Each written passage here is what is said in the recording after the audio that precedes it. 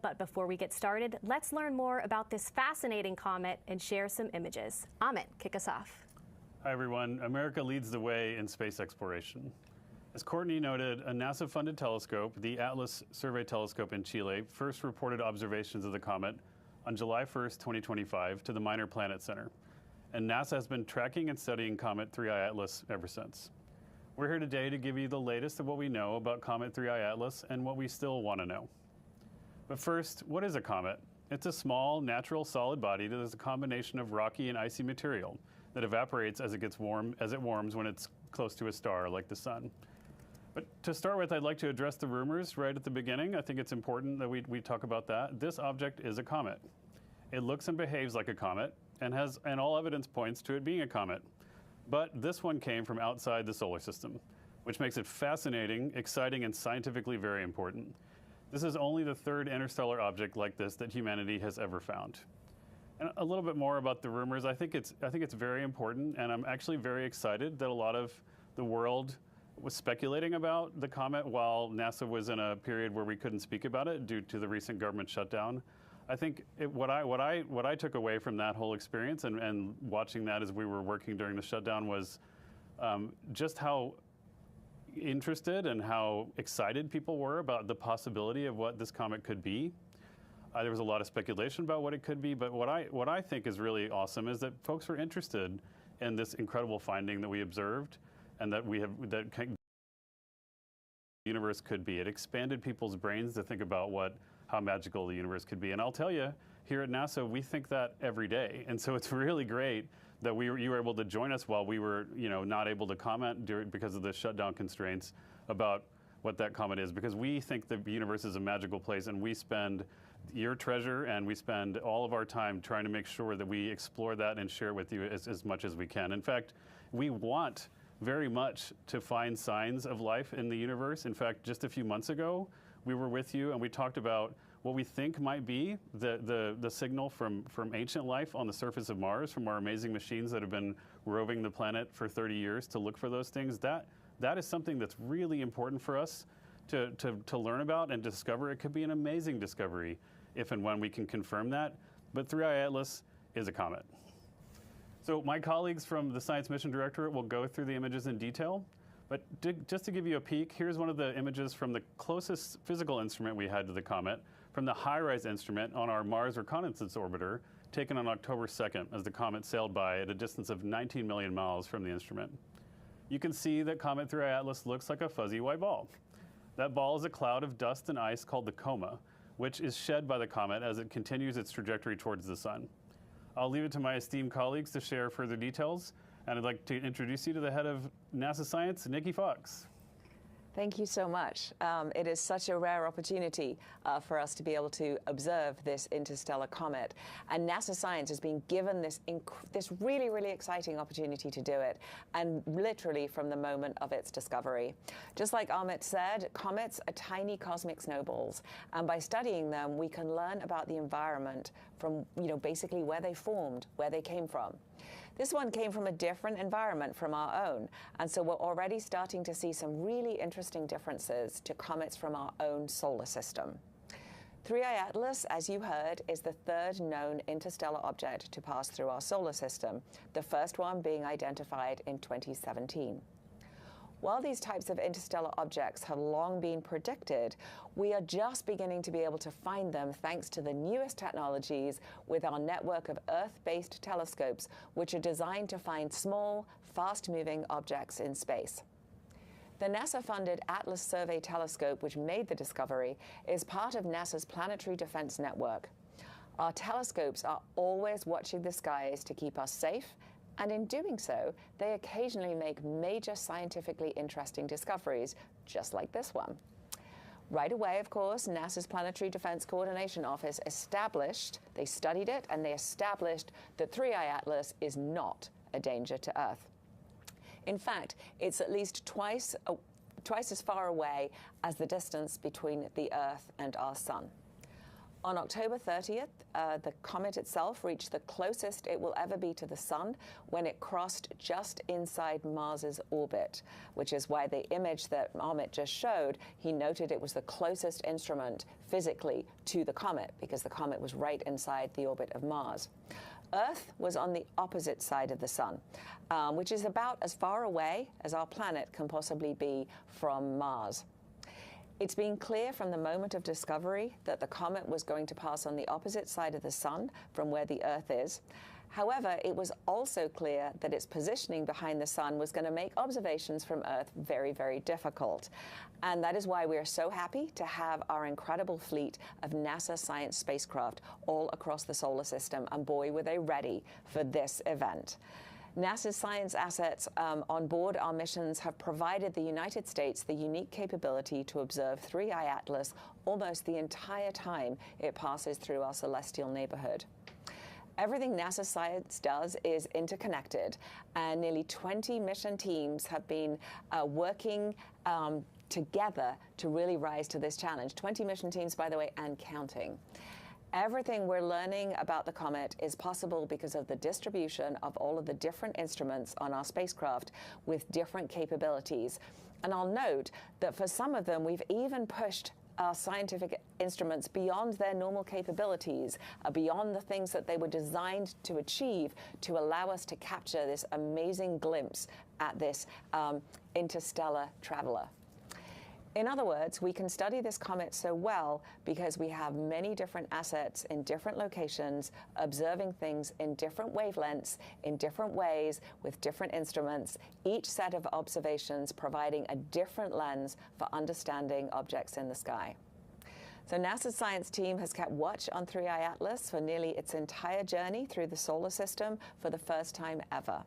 So I'll just quickly go through the timeline of which NASA spacecraft have observed the comet thus far, and we're still going.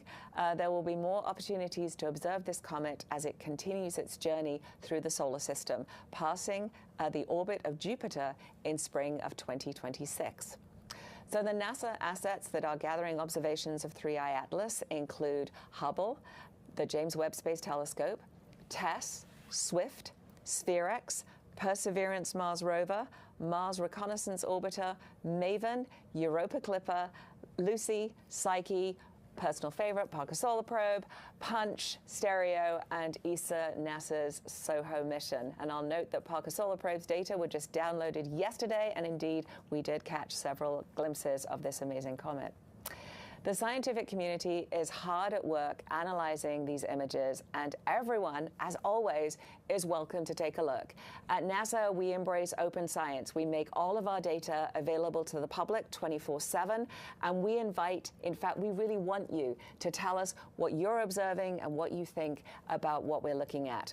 We're still learning even about what questions we still need to ask, and this, of course, is the scientific process in action. All the data go to a public archive. We get those images as soon as we're able to from all of our eyes in space.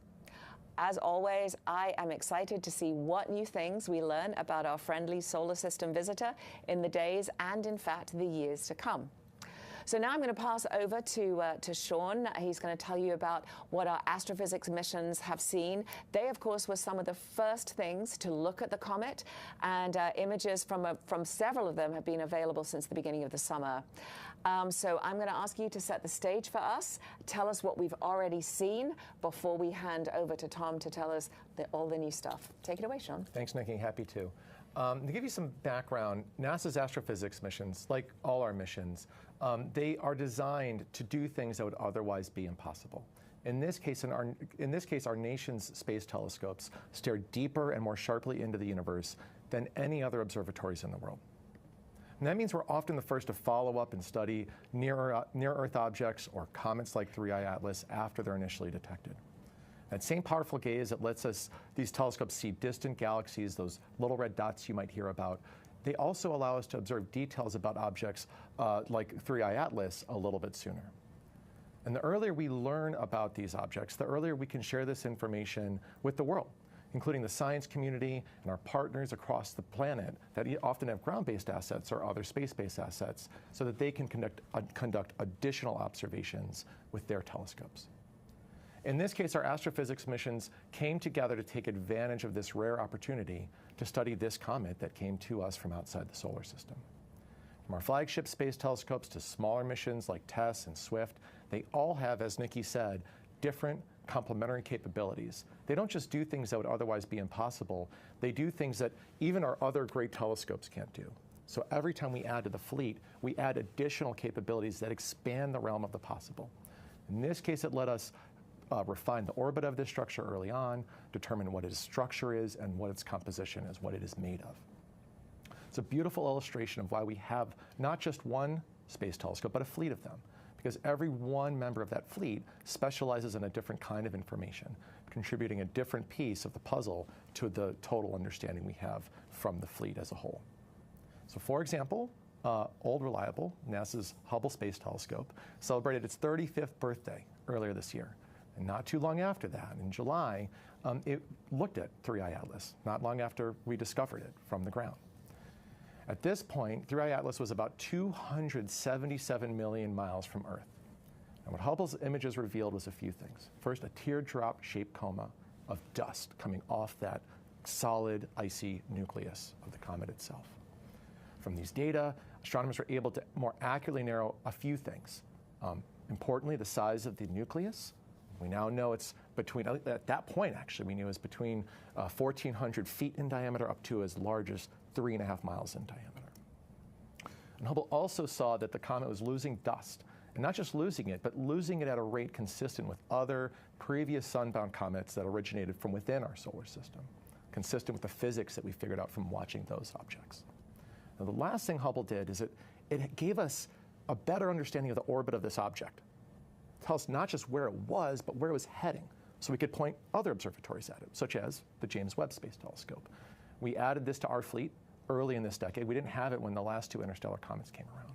Now, what James Webb did, and its companion SPHERE-X, which we only launched at the beginning of this year, is it added infrared observations. The power of infrared observations is, these are colors we can't see. They're redder than what our eyes can detect. And infrared light is particularly good at helping us understand the composition of objects. We can see little molecular fingerprints from the things that the objects are made of. So with these infrared observations, with James Webb and SPHERE-X, we detected an abundance of carbon dioxide gas in the comet's coma and in the bright cloud of gas and dust surrounding that comet as it approaches the sun. Those molecular fingerprints I mentioned, those are the little like science wiggles you might see in the top right of these images. We now know from seeing those science wiggles, those fingerprints of those molecules, that the comet has a nucleus rich in carbon dioxide as well as the presence of water ice.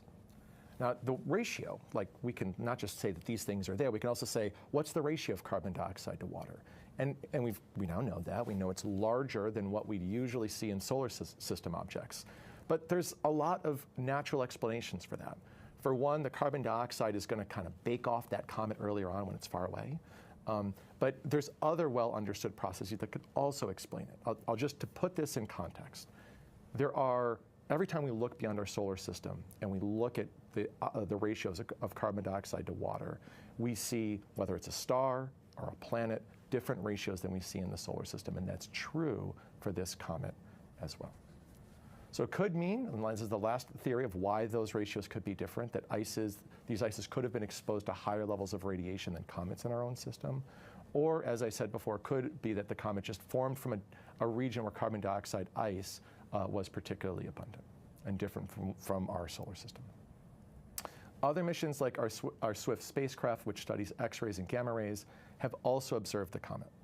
Teams even looked back through data from our TESS mission, which was designed to look at exoplanets, and found observations of the comet. Teams even looked back through data from our TESS mission, which was designed to look at exoplanets, and found observations of the comet as early as May. That information is helping us understand the comet's history before it got closer and when those other observatories pointed at it once we knew where it was. Now that the comet is near, relatively speaking, our planetary and heliophysics missions have joined in to tell us more. And now I'm going to turn it over to my colleague Tom Statler to talk about some of those new images. All right, thanks very much, Sean. Before we get started, I just want to remind everybody of where we are, who is where in this play. As you saw in the animations while Nikki was speaking, the sun, of course, is at the center of our solar system. The planets are orbiting around the sun, and in this case, Comet 3I Atlas has come through on a trajectory in the opposite direction and has arrived at its closest point to the sun when the Earth was on the wrong side for us to conveniently observe. But Mars was on the correct side of the sun, and our Mars assets were able to observe the comet, and also several of our other spacecraft were on the correct side of the sun. So the scientific community is really excited about the comet and about these new observations. I'm tremendously excited to help share them with you today. This is a new scientific opportunity, and it's a new window into the makeups and histories of other solar systems.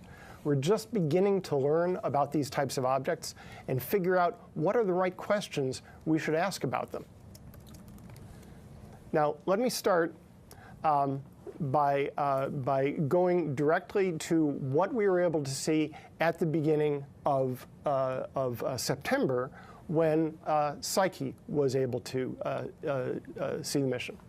So before that, though, in August, we organized a workshop. We organized a coordination session for the missions across the NASA fleet that had good opportunities for potentially observing 3I Atlas so that we could all share observing plans and knew what was going to be possible with our assets.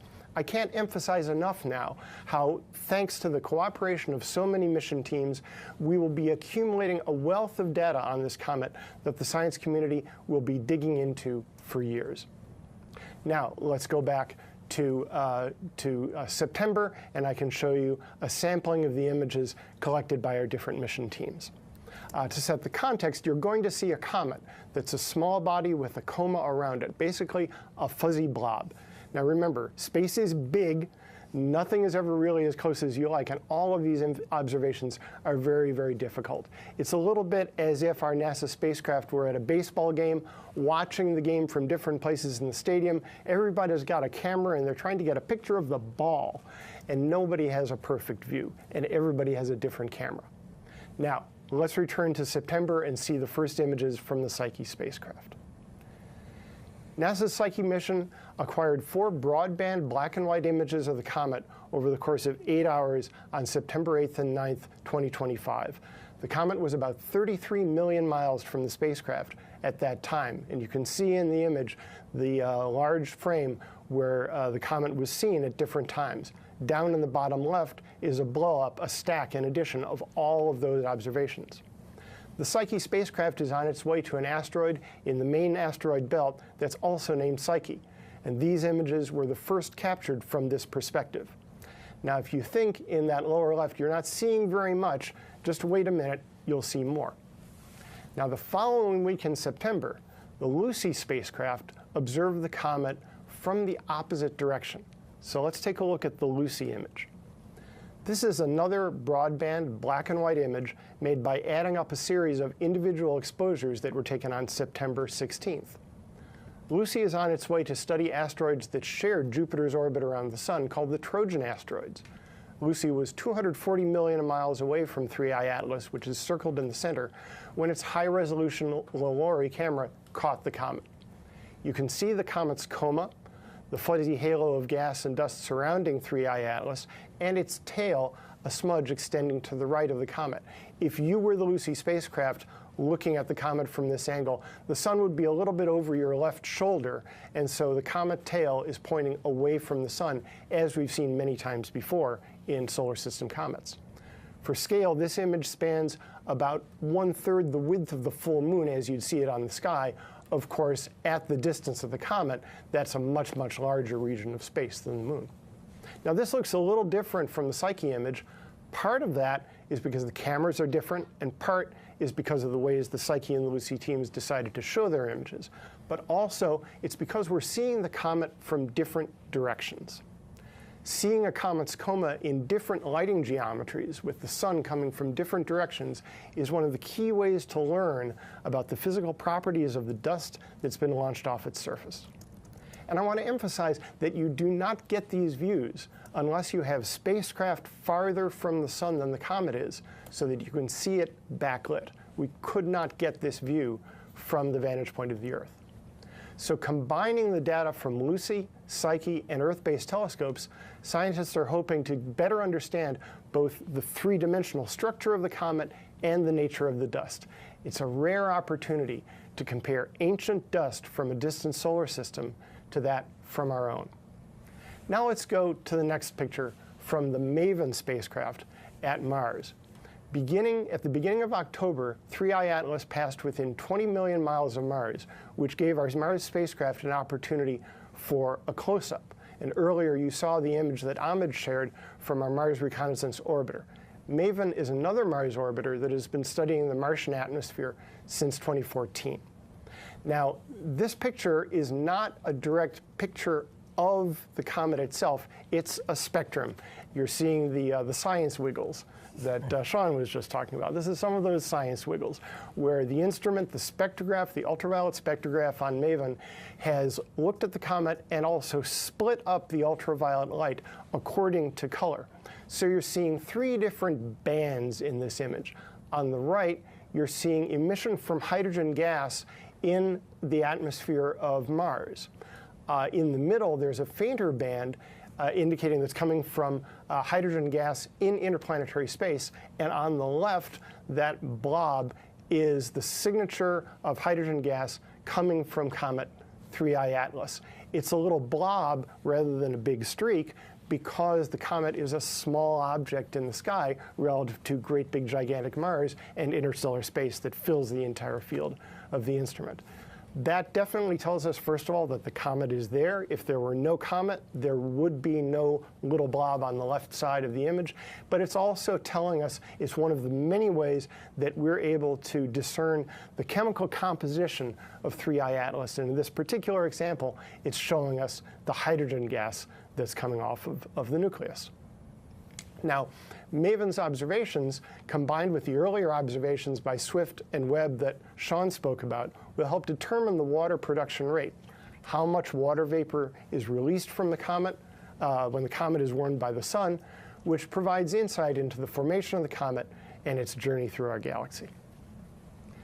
Now, the European Space Agency and NASA's Solar and Heliospheric Observatory, or SOHO, also successfully imaged 3I Atlas from October 15th to 16th after it had passed Mars. And SOHO spotted the comet crossing its field of view from approximately 222 million miles away, or more than twice the distance of Earth from the Sun. Comet 3I Atlas was expected to be too faint for SOHO to see, but this result was made using detailed image processing and overlaying, or we call it stacking, subsequent telescope images. And this image highlights the value of spacecraft and instruments designed to look directly toward the sun, as Nikki was saying before, not only to study the sun, but also to have the ability to see other objects crossing, in this case, behind the sun from the telescope's point of view. You'll be able to see the rest of the images on our 3I Atlas website, go.nasa.gov/3I-Atlas. And there will be more to come. Not all of the data have been downlinked yet through NASA's Deep Space Network, and there are more observations still in work. And also, it's a long way from where we are today, seeing the initial images, to then making sure that they are accurately calibrated and processed to do science with, and then doing the analysis, combining the data sets, understanding them, and finally producing the scientific understanding, the knowledge of what this all means, which will be published in peer-reviewed scientific journals. But the answers will come later on. We are still at this phase, very much in the state where we're figuring out what are even the right questions to ask about interstellar objects. This is a snapshot of where we are very early in the scientific process. Okay, back to you, Courtney. All right, thank you all for your opening remarks. We'll go ahead and start the question and answer portion of this event. Just a reminder to our media on the phone bridge to press *1 to enter the queue and ask your questions. We'll take our first question from the phone bridge from Marcia Dunn with the Associated Press. Yes, hi. Based on your latest observations, what more can you tell us about the potential shape of the comet? Can you fine-tune any more on how big or small it might be, origin, all that sort of thing? Thank you. Thanks for that question. There's a lot of territory to cover there, so let's see what I can do. The size of the nucleus still has yet to be pinned down. The best data are still from the Hubble observations that Sean was talking about. So we're still right now in that range of somewhere in the vicinity of a couple of thousand feet to a couple of miles diameter, but we'll get better on that one.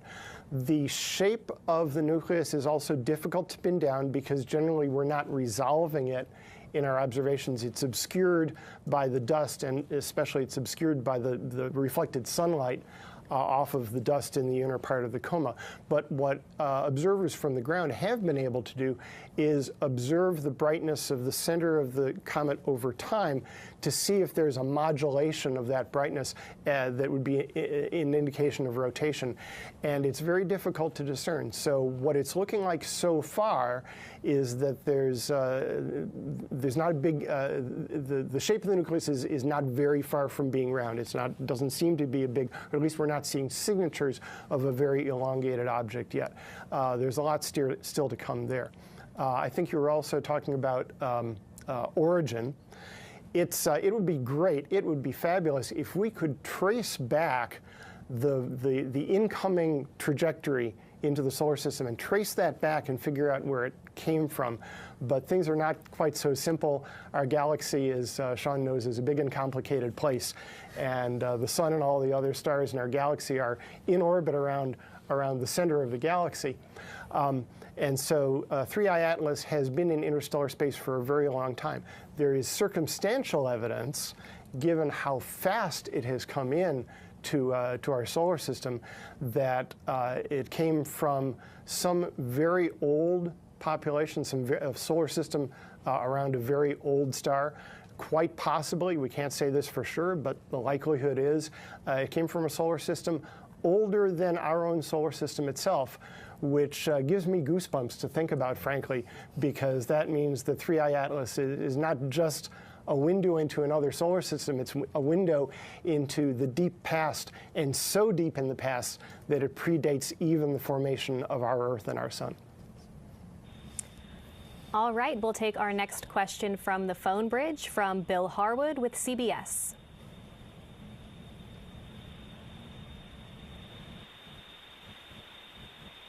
Bill, if you're talking, we can't hear you. Try me again. This is Bill Harwood again. Can you hear me? We have you loud and clear. Okay, thanks. Sorry about that. You know, Amit mentioned the rumors that were, you know, kind of scurrying around about this thing in the weeks leading up to this briefing today. I have two questions for anybody who would care to answer. One is, did any of you seriously, did you take seriously the proposition from some that this could be an alien spacecraft? I doubt you did, but I'm asking the question anyway. And number two, is there any evidence you see in any of the data you have that would fit an explanation like that? Or as far as you're concerned, does all of this data say conclusively that this is simply a comet that happens to be passing through the solar system? Thanks. So I'll take that one, Bill, and thanks for the question. We love all of the different science and all of the different kind of hypotheses into what these things can be. You know, when you start seeing something, you just got to point. You know, it's natural to wonder what it is. And we actually love, as Amit said, we love that the world wandered along with us. And that's such a cool thing. We certainly were able, because of the measurements that Sean described from the astrophysics telescopes that immediately turned on this object once we found it. And even, you know, I was interested. I just learned that we'd actually gone back and actually seen it before we even found it. So that was super cool. I just heard that from Sean. But, you know, we were very quickly able to look for sort of, you know, the easiest thing to do, I'll put it in a different way, is if you understand comets pretty well and you understand asteroids pretty well, you kind of know the signatures that you're looking for, and so you can sort of look for those quickly and tick them off and say, yep, it really does behave like a comet. The interesting thing that, Tom, I know if I throw this to him in a second, he's going to geek out about it. But the really cool thing about this is the differences, because it comes from somewhere else. And that's why we're so excited about it. It's only the third time that we've been able to identify and track something coming from outside our own solar system. We've long predicted these things occur, and now, of course, we know better how to look for them, and we now have this amazing Atlas array. We're expecting we'll find a lot more of them, but it was quick. We were quick to be able to say, yep, it definitely behaves like a comet. We certainly haven't seen any techno-signatures or anything from it that would lead us to believe it was anything other than a comet. But the super cool thing is not that it's exactly like all the comets that we see in our solar system. It's the differences that are so tantalizing for us as it gives me goosebumps too. It could be from something that existed before our own solar system. That is so cool. It's from something that predates even our own star. Yep, it's going to look different because it didn't come from our solar system, and that's what makes it so magical. You want to geek out a little bit, Tom? You were geeking out so expertly, Nikki, to begin with. Embracing so that was fabulous. But that's exactly right. I mean, things from other places, we naturally expect them to be different from our own homegrown variety. And I like to imagine if you're fortunate enough to have grown up in Hawaii and you only drank Kona coffee, you love your Kona coffee, and then somebody says to you, well, gee, have you tried Sumatran? You're going to say, well, do you expect it to be different? And they'll say, why don't you try this? And you try it and you say, wow, that's really different. And you realize, well, I expected this to be different because it was from someplace else. It was a different environment in Sumatra. Now, does that one sip of coffee tell you everything about the weather in Sumatra and the soil and the people who harvest the coffee? Bless them. Of course not, but it's different, and yet it's still coffee. And that's what we have in this case. We have a cometary body. It behaves, it resembles the homegrown comets that we have in our solar system, and yet it's excitingly different in particular ways. It does the same things comets do. It evaporates carbon dioxide gas. It evaporates water. But it's evaporating more carbon dioxide compared to water. So that's a very interesting thing. Comets evaporate dust, and the dust is broken down.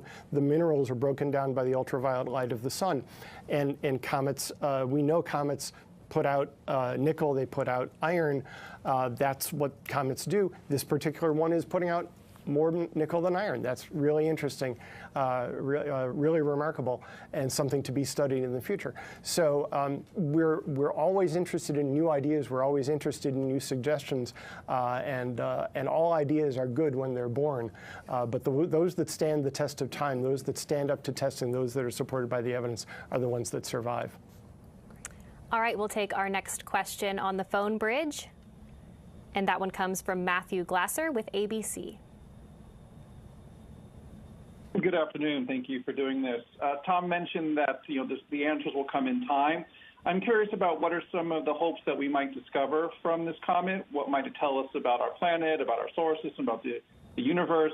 Are there key things you're looking for as you start to analyze this data, and are you excited about anything in particular when it comes to better understanding how things are working out there? Sure, I can take that. Every new object we discover is a new piece in the puzzle. What we're trying to do always is to understand the universe. That's part of the NASA mission, is to understand the solar system, understand the universe, understand the origin of planets, the origin of life. And that is a huge question, and we get little bits, little clues to parts of that puzzle, and we start trying to put that puzzle together. We have gained tremendous amount of information from hundreds of years of astronomical observation and from decades of in situ spacecraft observation has revealed our planets as actual places, not just points in the sky that you could barely see with your own eyes. We've learned about comets and asteroids, and we're beginning to put together a picture of how all of those planet-forming minerals and planet-forming ices came together to form our planets, and how our solar system changed over time. Just one example, we get a fascinating clue from the objects like Pluto that we've been discovering since the 1990s, the trans-Neptunian objects. The way they are distributed through space in the outer solar system show us clues to how the orbits of the major planets may have changed over time in the early solar system. A fascinating thing, and questions that we would never have thought to ask before we knew about these trans-Neptunian objects. Now, interstellar objects, like I said before, are new windows, and it's windows that we've never even looked out of before. So what we're going to find is way too early to predict, but I think we're getting a hint of the breadth, the wide spectrum of conditions that existed in different parts of the galaxy, in different solar systems, where the compositions, the elemental abundances, the mineral abundances may have been very, very different. It would be a different picture if we were seeing the first 3 interstellar objects and we'd say, gee, those look exactly like our homegrown comets. That would have been really interesting, and we would have said, well, maybe our galaxy is a boring place because every place is the same. What we're seeing with this is not every place is the same. That's a good thing. Lots of places to explore, and they will be different if we ever manage to get there. Yeah, I think of these as frozen fossils from their moments of formation, including the things in and now from beyond our solar system. Or in some cases, we point our telescopes at other debris disks, which is just, a whole system full of these small bodies. And so now what this will let us do is tell that story in a broader context between the detailed and large library of data we have on those origins of our own solar system, and how volatiles were delivered to make life possible here on Earth, combined with that big picture of other systems, of the dust spread throughout those other solar systems. And now with this visitor that got frozen in time from somewhere beyond our solar system, and that small picture of what that was like when that formed. And the fact that, I love the sort of thought of it as that frozen fossil, almost frozen time capsule. We're kind of privileged. It's come into our solar system, our sun. We know, we think it hasn't seen a star for a long time. So it's actually warming up and giving us more information. It isn't just about a frozen object coming through and us sort of saying, oh, look, there's a frozen object moving through. But as it's almost waking up and showing us its composition, and that's allowing us to be able to do this great science. If it had just remained frozen all the time, we wouldn't know much about it. But it is the sort of its rendezvous with our star that is allowing us to really do this amazing science. And that to me it makes me feel almost privileged to actually be able to unlock the secrets as this cometary object is coming around and rendezvousing and interacting with our solar system. All right, let's head over to social media. Nina on X asks, will it hit any planets in our solar system? No, it will not. I think if you, obviously we're not going to run it again, but please, go online, take a look at go.nasa.gov/3i-atlas and take a look at the trajectory. I kind of talked through it briefly. Tom talked through it, and you can sort of see where those planets are. And remember this, even though it's exciting and it's coming through, space is huge, as both Sean and Tom talked about. And so the probability of it actually hitting anything is super, super small. You have to have all these things aligned to actually be able to do it. But certainly the objects in our solar system will be just fine. And we have another question from social media from Astronomeum. They ask, what makes Comet 3i Atlas so different and intriguing compared to the other interstellar comets? Tom, you want to take that?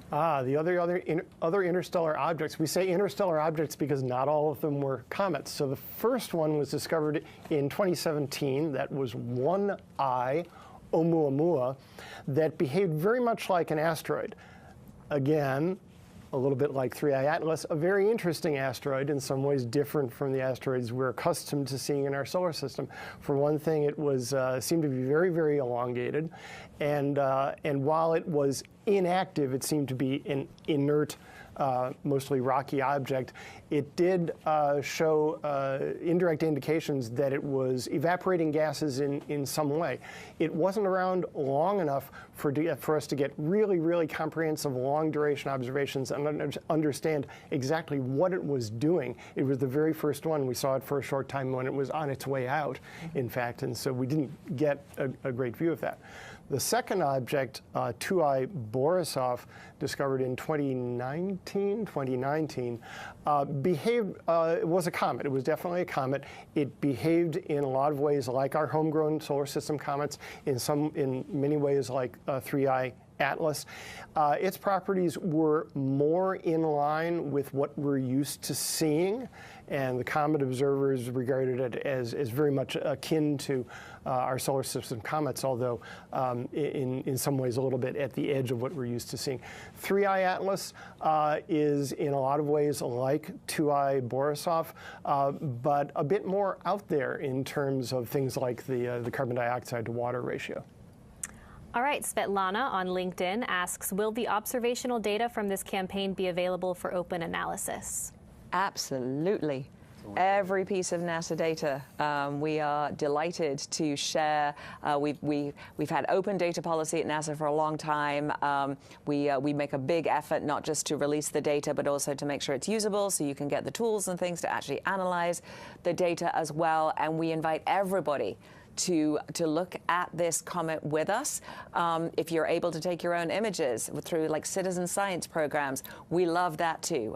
We love everybody to be sharing in the joy of NASA science as we take every opportunity to take advantage of these incredible visitors to our solar system. And that citizen science campaign, that includes work that citizens help us do to identify small bodies in our solar system. And so if you really want to get engaged beyond just looking at the data, you can help us generate new data and find other objects for us to study. Yep, the big one, our solar, our SOHO, big comet finder, big comet tracker. So many of those comets discovered by our citizen scientists. So keep those observations coming. All right, we'll head back over to the phone bridge. Our next question comes from Ken Chang with the New York Times. Hi, thank you. This is for Tom and Nikki. One, of the measurements made so far, what is uniquely different about this comet, other than the trajectory, of course? And two, since perihelion, it looks like there are multiple jets. I was wondering if you could talk about that and the speculation that it might have exploded. Thank you. Go ahead. Yeah, thanks, Ken. So some of the differences I already mentioned is the ratio, the carbon dioxide to water ratio, the nickel to iron ratio. Also, there were ground-based observations noting that the polarization of the light reflected off the dust was also unusual, so that's telling us some interesting things about the dust. There are other indications that the physical properties of this dust, maybe the grain size distribution, might be different from the sorts of things that we're used to. The appearance of a sunward tail early on in the trajectory was part of that, an indication that the dust was being pushed off the comet on the sunward side, and then it took a while for the solar radiation pressure to push it back the other way. That's been seen before in other comets, but not very often. I'm sorry, Ken, what was the second part of the question? Explosion. Did it? Perihelion. Jets. Yeah. The jets. Right. So seeing more activity in the inner coma around the nucleus right around the time of perihelion, when it's being warmed most intensely, is something that happens frequently. That's something the comet observers are going to be very, very excited about. It does take some time to figure out, because it takes time for the actual event that happens on the surface to propagate out to a distance where you can see it with a telescope, but people are going to be mapping what jets there are. It doesn't necessarily mean there was an explosion. Jets can also just mean there are particularly active areas on the surface of the comet where more volatile stuff is evaporating in that one spot than elsewhere and jetting out. We saw this a decade ago with the ESA Rosetta mission. at Comet 67P, it got up close and personal with the nucleus and saw frequently that there were jets coming out from specific places on the nucleus of the comet. So that could very well be what's going on here. Can't tell for sure, but that's the sort of thing we've seen before. The other thing I just want to say that we're expecting to see as more stuff gets thrown off this comet in these jets is at those warmer temperatures, additional things can bake off of it, additional gases can bake off, and so we do expect the composition of the coma to potentially change, or those jets to change over time.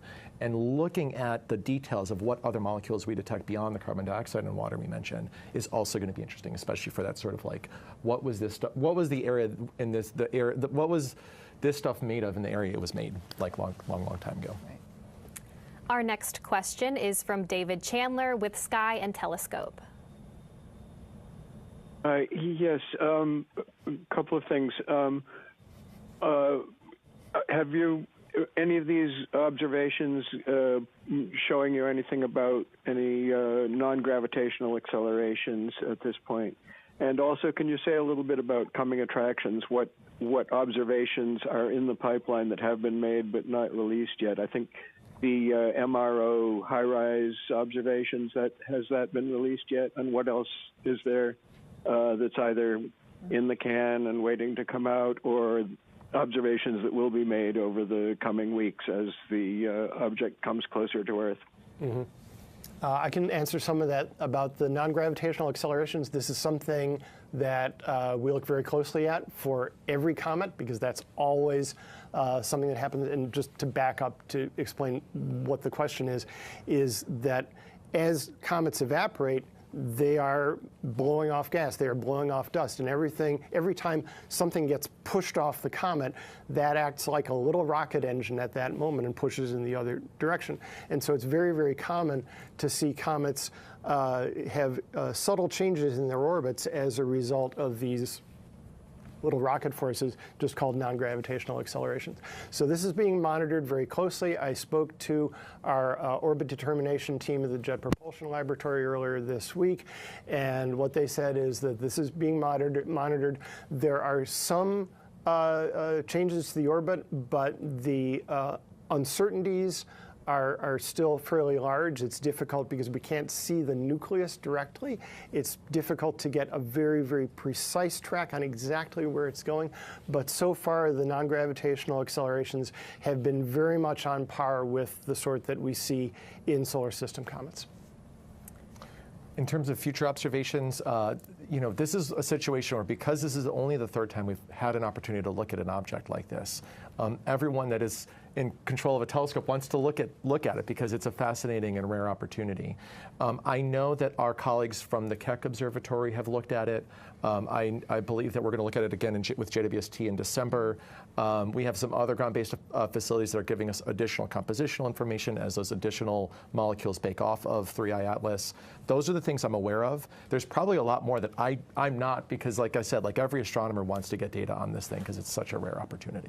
Yeah, and the high-rise image that you asked about specifically, Amit kind of rolled that out at the beginning. So please take a look at that image. I think Sean is not bragging a lot on what these astrophysics telescope. I don't know why, but because we are able to look at it in infrared with the James Webb Space Telescope, that will be the last time we can see the comet. So as it is exiting the solar system and getting further and further away, the James Webb Space Telescope will actually be able to track it longer than anyone else, partly because of its ability to kind of look long and deep rather than sort of across and wide, and the fact that it looks in the ultraviolet, in the infrared, so it can kind of see the dark objects. And so I'm really excited about just sort of, tracking it to the very end. Also noted, we're downlinking data from missions. I mentioned Parker Solar Probe because I just heard before we came on that we'd got some data and we'd seen the comet. I haven't had time to look at the data yet, but all of those things are coming up as we are getting more and more data coming down to us from those missions. And then, as both Sean and Tom talked about, just really making sure we're sharpening up those images and really making sure they're calibrated. Right now we're putting out almost the raw images. We're putting out things quickly so everyone can see them, but we'll take some time and do some real sort of deep looking into those and do some more of the spectroscopy. Tom showed a really great example of kind of looking through the atmosphere of Mars, take out that hydrogen, take out the hydrogen from our solar system, and then let us look at the hydrogen that's coming from the comet. So we'll be doing a lot more of that as we move on to do great things with NASA science. All right, that's a great lead into our next question on social media. Elijah on X asks, what kind of processing were the images subjected to and why did they need it? You want to take that? The images that were released received the sort of standard processing that we do between the raw data that comes down into a telescope. That, as Nikki said, we need to make sure for scientific accuracy that they're calibrated against the other observations, and we account for anything that the telescope is doing in that moment. And so that it would be our standard set of calibrations and normalizations for a object of this type, which is to say a comet. I can add a little bit more to that. As Nikki said, our desire was to get these images out to the public as quickly as possible, and so there are some image artifacts in there that you'll see, and I can speak to the Lucy image that you saw previously. If you look at the comet, you'll see some blobs around the comet. Little blobs, faint blobs around the comet are not real. It came from the fact that in order to get this particular view, it was necessary, which is this backlit view, the team had to turn the spacecraft to face more toward the sun than it generally does. And so that means some part of the spacecraft were in the sun, and some of that bright, the sunlight reflected off parts of the spacecraft got into the camera, and that resulted in those little blobs. So that's an example of processing that has yet to be done to figure out exactly what that scattered light contribution was and remove that from the image so that what we show in the image is entirely what was there in the sky and not something just made by sun glints off the spacecraft hardware. Yeah, and sometimes I think you showed the SOHO image where we actually stacked a couple of images, because a single image you wouldn't be able to see it would be too faint, but if we stack a couple of images together, then you can actually start to really make out what that comet looks like. Okay, next, Gail on Facebook asks, how can an object like 3I Atlas come from so far, moving as fast as it is, and not hit anything? Orbital dynamics, and space is really, really huge. And so, it is amazing to think about just how big even our solar system. And so to give you the Voyager spacecraft, Voyager 1, is now 1 light day away from Earth, which means when we send a command or we send a photon from Earth, it takes a full day for that photon to arrive at Voyager. And Voyager is only just outside kind of what we think of as the edge of our solar system. And so space is vast. Yes, this thing is moving quickly, and yes, it came from outside our solar system. But the probability of it actually hitting something is so small, because everything has to align. It's also not quite in the ecliptic plane. It's not quite in like our normal. If you think about sort of looking side on at our solar system with the sun, and then you put the planets kind of in a row. Normally, everything sort of orbits in this plane. This is slightly tipped. Not unusual, because it's not gravitationally bound to our sun, but it's slightly tipped. That makes the probability of it hitting it almost even greater. If I can play with a scale model solar, if you make a scale model solar system where the sun and the Earth are 1 foot apart, that's about 1 foot. The sun is a P. The Earth, you need a magnifying glass to see, it's so small. The entire solar system will just barely fit in your house if you squeeze a little bit, and the next nearest star is over 50 miles away. So they call it space for a reason. Most of it is space. Okay, we'll head back to our phone bridge. Our next question is from Brandon Spector with Live Science.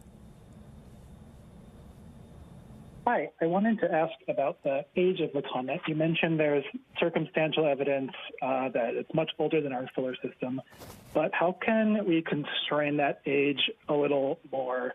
And what will that tell us if it is indeed much, much older than the solar system?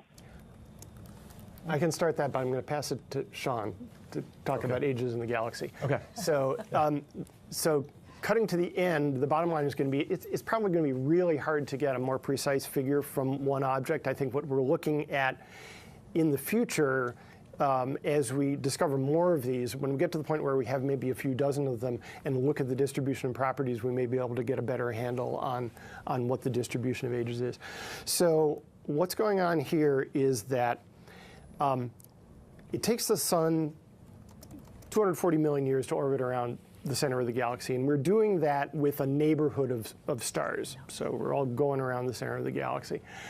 The relative motions between stars in our solar neighborhood is sort of 10-ish, 15, and sorry, I have all these numbers in my head in metric because that's the way I learned them, but 10 or 15-ish kilometers per second. So what is that? That's about 25,000 miles an hour, I think. And 3I Atlas is coming through at a speed of 60-something kilometers per second. So that's 3 times faster than the average of our local neighborhood, which is telling us that it's coming from a different population from what we have generally around us. Now, Sean will be able to clarify the age dispersion relation in our galaxy, which tells us, which has been discovered over the last century studying stars in the galaxy, that the relative speeds of stars is an indicator of age. Stars that formed older in our galaxy over time increase their random motions for reasons that Sean will explain. And so that's the circumstantial evidence that makes us think that 3I Atlas came from a solar system that had larger motions relative to our solar neighborhood and is older. But it is a circumstantial and probabilistic argument. So I'm just going to take this opportunity to brag about our telescopes and the James Webb Space Telescope in particular. Go for it. This blows my mind. We have data from galaxies closer to the origin of the universe than we have data from rocks closer to the origin of Earth, right? In other words, like if you pick up the oldest rock that we have from Earth, it is further away from the origin of Earth in terms of hundreds of millions of years than the amount of time there was between the origin of the universe and the earliest galaxies that JWST has now observed. And that's part of this story of how well we understand not just the history of our home planet, but the history of the entire universe that it's a part of. And now this is just another part of that story of the local neighborhood that our solar system is a part of. All right, our last question for today comes from X and asks if we can see grains of sand on Mars. How is the clearest photo we can see for 3I Atlas what we've seen? So because we're closer to the grains of sands on Mars, right? And so the JWST can only get like these single pixel blobs of the faintest galaxies, the furthest away galaxies in our universe. And because 3I Atlas is in our solar system, we can get the images and the compositional information with JWST. As it got closer to some of the planetary spacecraft Tom was talking about, they can't even see these galaxies, but because 3I Atlas was closer to them than they were to JW, they got really good images of the object as it passed by. Right, as you said, we can image individual grains on Mars because we have spacecraft standing on Mars. Right. But even our closest spacecraft to 3I Atlas, we're still 19 million miles away. And it's going too fast for us to send something there to intercept and get that close to it. So that's just not that we just don't have the. If we could. We would, we would be there up close and getting those grains. All right, well, that's all the time we have for today. Thank you so much for joining us. Be sure to follow along with NASA as we continue to observe 3I Atlas. Find new images, detailed information, and resources by visiting go.nasa.gov/3I-Atlas and by following NASA Solar System on social media. Thanks for joining.